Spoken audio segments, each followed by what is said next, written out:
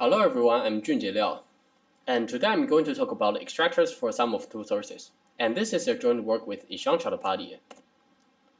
So randomness is a very powerful resource in computer science, and it can be used to design very efficient algorithms, and it's also essentially required in cryptography. And most of these applications assume that we have access to perfect randomness, which means a sequence of uniform and independent random bits. And in fact, it has been proved that having perfect randomness is necessary in some very basic cryptographic applications. However, the randomness we obtain from nature is usually defective. So this means we need a way to purify it before we actually use it.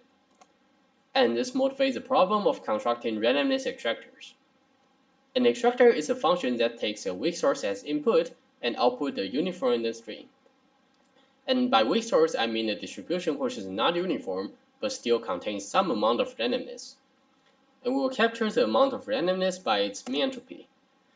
So we say a distribution X has mean entropy K if the probability of X hitting an fixed outcome is upper bounded by 2 to the minus K. And if we have an n-bit distribution that has mean entropy K, then we say it's an nk source. You can think of an nk source as a uniform distribution over a set of size 2 to the k. So ideally, we will want the extractor to have the following properties. First one is we want our extractor to be efficiently computable, which means the running time of it is just poly-n. And second, we want the extractor to be deterministic because we are assuming that our only access to randomness is by using these weak sources.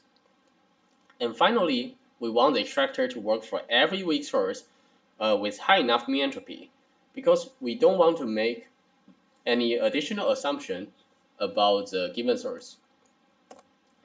However, it turns out that this is too good to be possible, and one can prove that no deterministic extractor can work for every nk source, even if we require k to be as high as n-1. So this means if we still want to construct a deterministic extractor, then it's only possible to construct it for some class of sources C. Now formally, we say a function x is an extractor for a class C if for every distribution from this class with mean entropy at least k, the output of x on this distribution is epsilon close to uniform in total variation distance. And in general, there are three goals we want to pursue for randomness extractor. The first goal is we want to make less assumptions about the given source, which means we want the class of source to be general, and we also want the entropy k to be smaller. And second goal is we want the error to be small, and the third goal is we want the output to be long. And in this talk, we will only focus on the first goal, and we will construct an extractor which can work for a very general class with a small entropy requirement. And for the rest of this talk, you can assume that we just want to output one uniform random bit, and we just want the error epsilon to be some small constant. And next, I will first introduce some very natural and well-studied class of sources in the literature, and then we will introduce our main topic of today's talk, which is sum-set source. And we will see that sum-set source is actually a very general class which contains most of the class of sources we have introduced.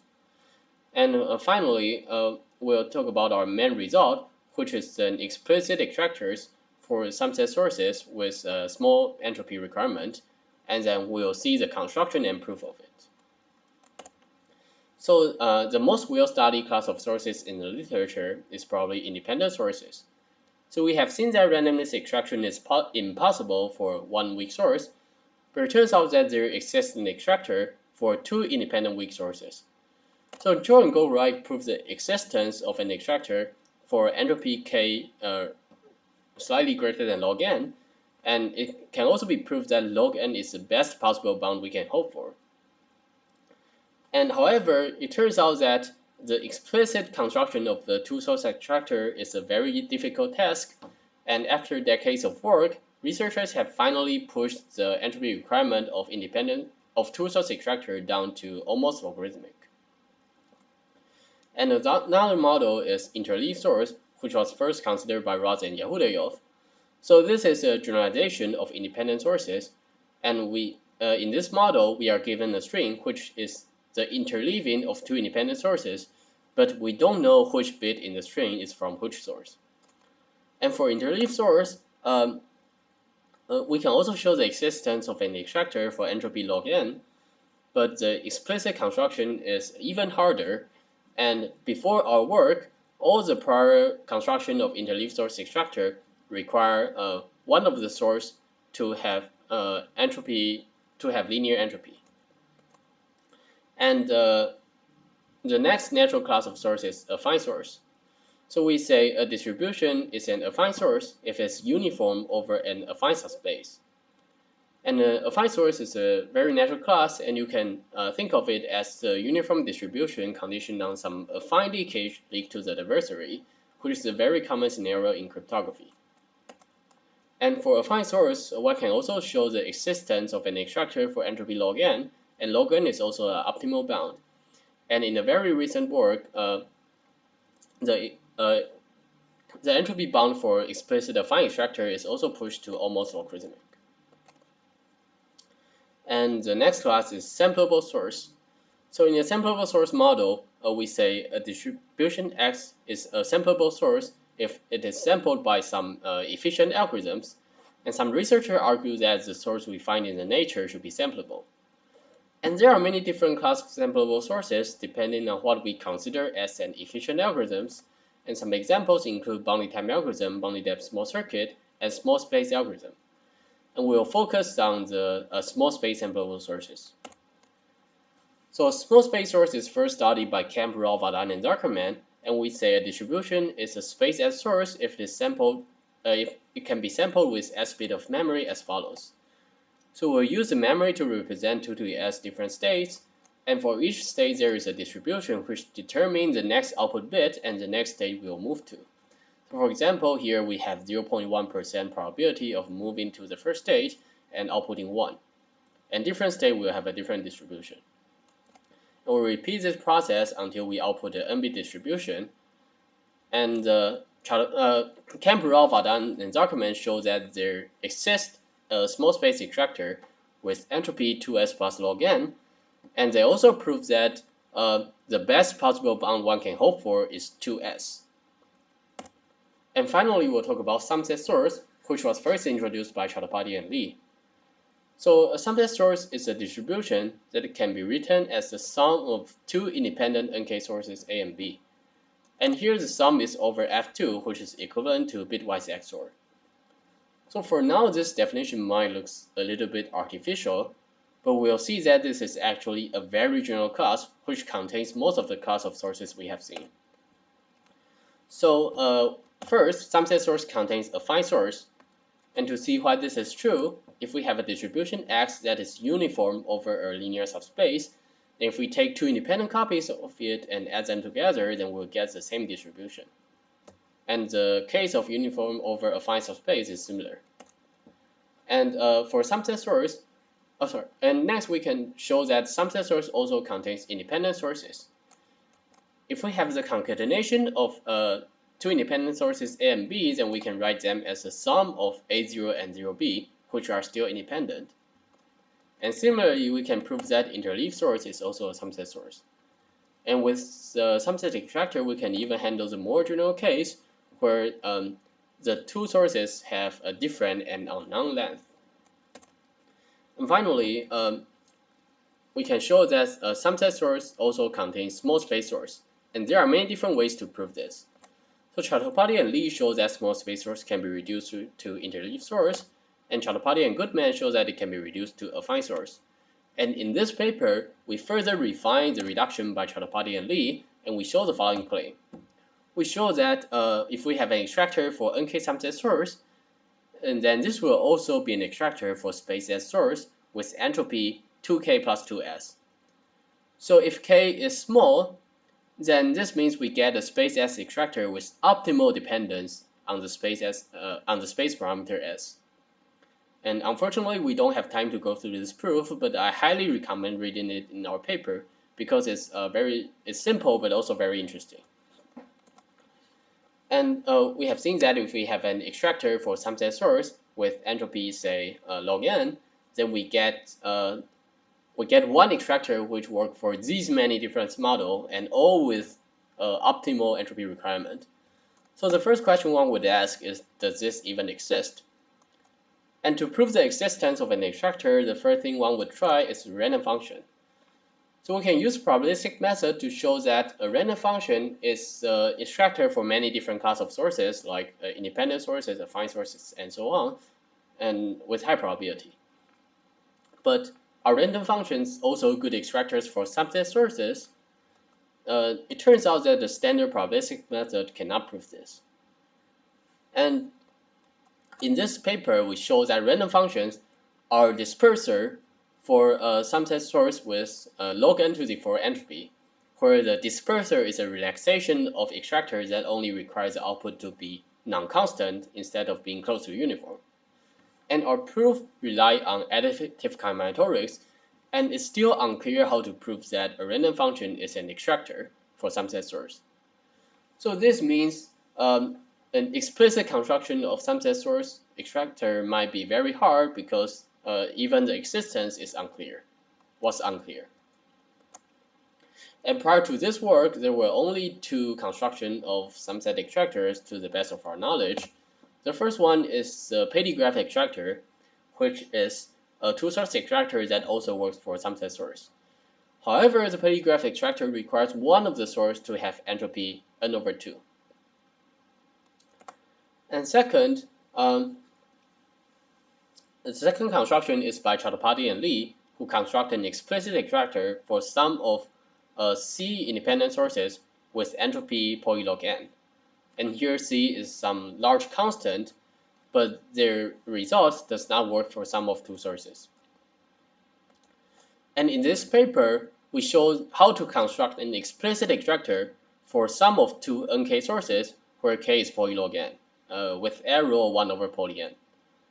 And in our second theorem, we show that if we just want the arrow to be a small constant, then we can further push the entropy requirement down to almost logarithmic.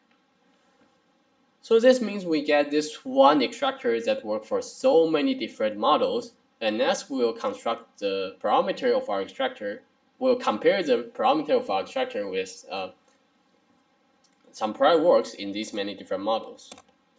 So for two-source extractor, Chattopadhyay and Zuckerman constructed the first extractor that worked for polylog n entropy, and our theorem 1 recovered this result, and Ben Arroyo, Doron, and Tashma further pushed the entropy requirement down to almost logarithmic at the cost of having constant arrow, and our theorem 2 also recovered this.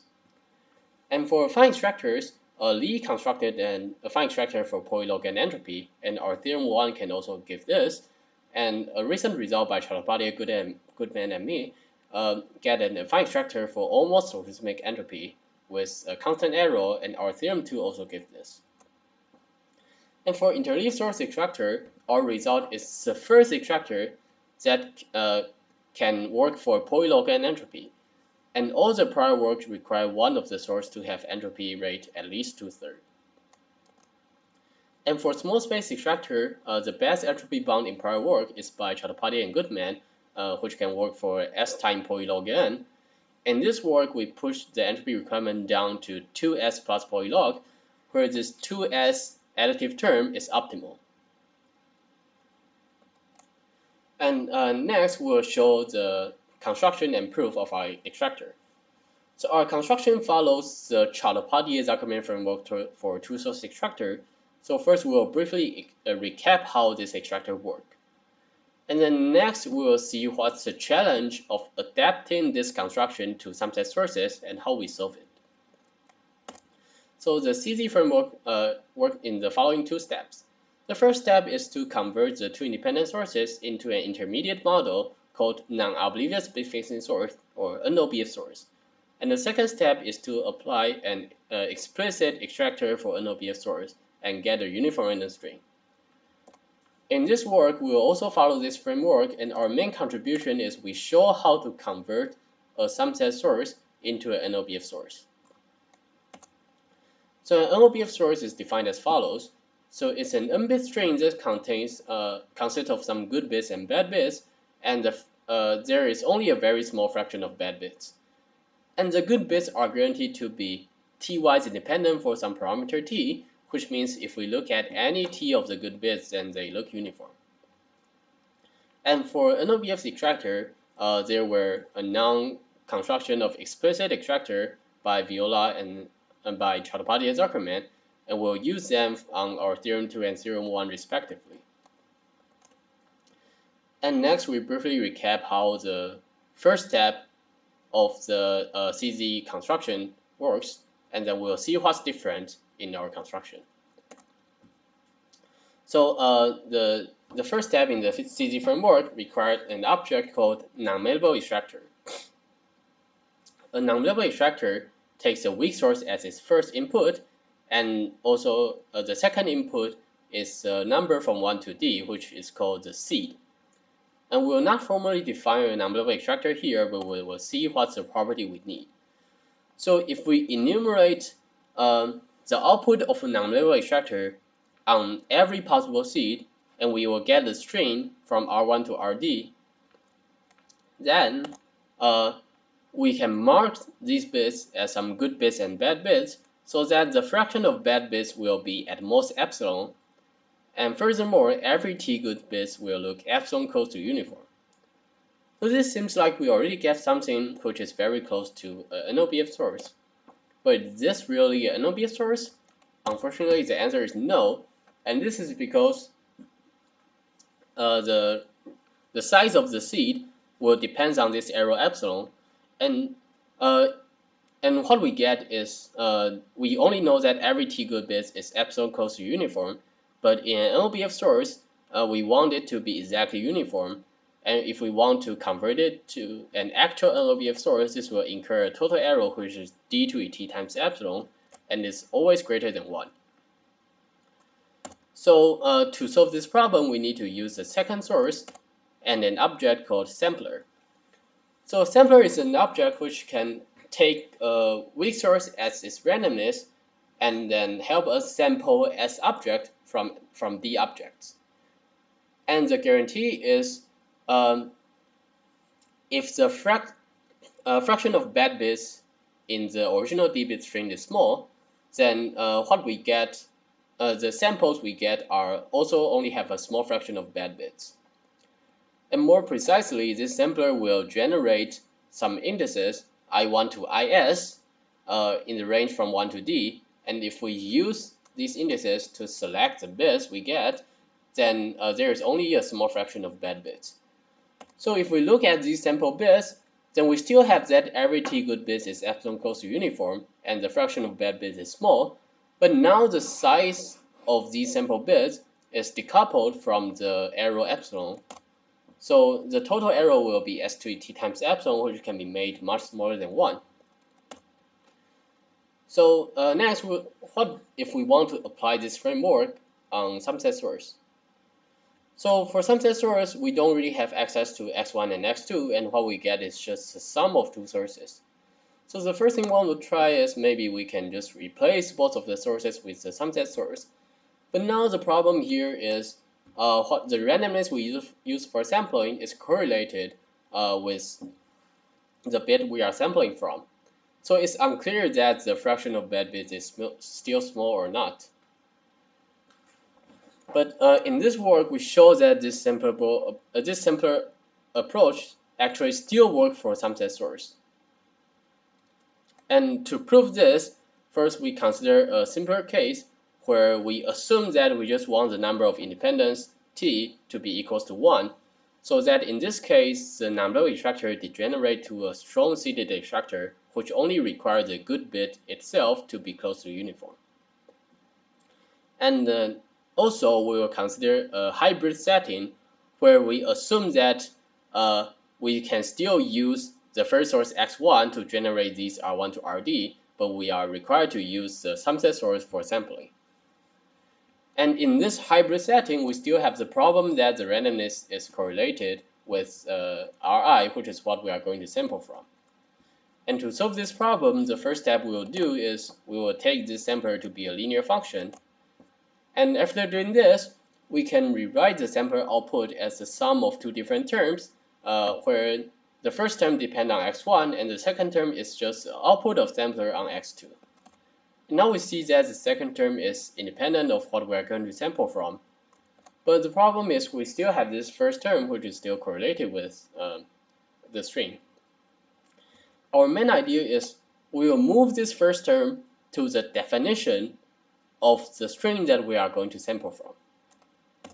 So we'll redefine a string Ri prime, where in R prime we are using an extractor, but the seed part is replaced with I plus the sampler output on x1. And with this, we are assuming that we are using x2 as a randomness for our sampler to sample from this string. And although we don't really have access to x2, we will see that with this new definition of Ri prime, what we are actually doing is we use a subset source as the input of the sampler and get an index and use it as a seed for the extractor. So we know how to compute this in our hybrid setting. And furthermore, we can still show that only epsilon fraction of R prime are bad bits in this new definition. So this means because now the randomness we use for sampling is x2, which is independent of R prime, so the sampling step can actually work. And the only remaining problem is for the second sample, we need to use a different definition of R prime. So the bad bits might be a different bit. But it turns out that we can still use union bound to show that only S epsilon fraction of I are bad indices for some sample. And this S epsilon is much smaller than 1, so we can still show that in our sample bits, the fraction of bad bits is very small. And finally, we need to move from the hybrid setting to the actual setting. And the remaining problem is we need to replace x1 with the actual subset source. And we don't have time to go through this, but the claim is the similar analysis should still work if we take the extractor to be a linear function.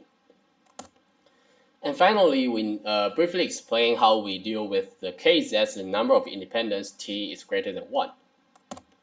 So what's different here is in the t equals 1 case, a good bit is good if it is close to uniform. But here we need to consider a local view which involves more bits. And what does this mean? So consider the sample bits, and if we want to claim that the third bit is good, then it needs to look uniform with the fourth bit and the second bit and any other good bits. So what we need to do here is we say a bit is good if it is good in every local view. And so we will analyze every of this local view, and then we show that only a small fraction of index will be bad in the local view, and then we'll use union bound to show that the corresponding error is still acceptable.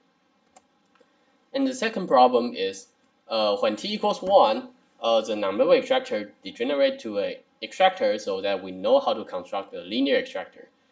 But for a non-label extractor, we don't know how to construct a linear non-label extractor. But it turns out that it suffices to use a different object called a fine correlation breaker, which we know how to construct. And you can check our paper for more detail if you're interested. And finally, let me show some open problems. So the first problem is, can we construct a subset extractor with negligible error? And in this paper, we get extractor with low entropy requirement for 1/n error. But if we want to use it in cryptography, then maybe we need negligible error. And this will imply a low error two-source or affine extractors, and which are both very long-standing open problem. And if we want to be less ambitious, then maybe we can try to construct a low error extractor for some of 3 sources or even some of more sources, because there already exists an explicit extractor for 3 independent sources by Li. And note that if we can construct a low error extractor for some of many sources, then this still implies affine extractors. And second, the second problem is, are random function good extractors for subset source? And the third problem is subset source seems like a very general class, so maybe we can find more application of subset extractors. Thank you for listening.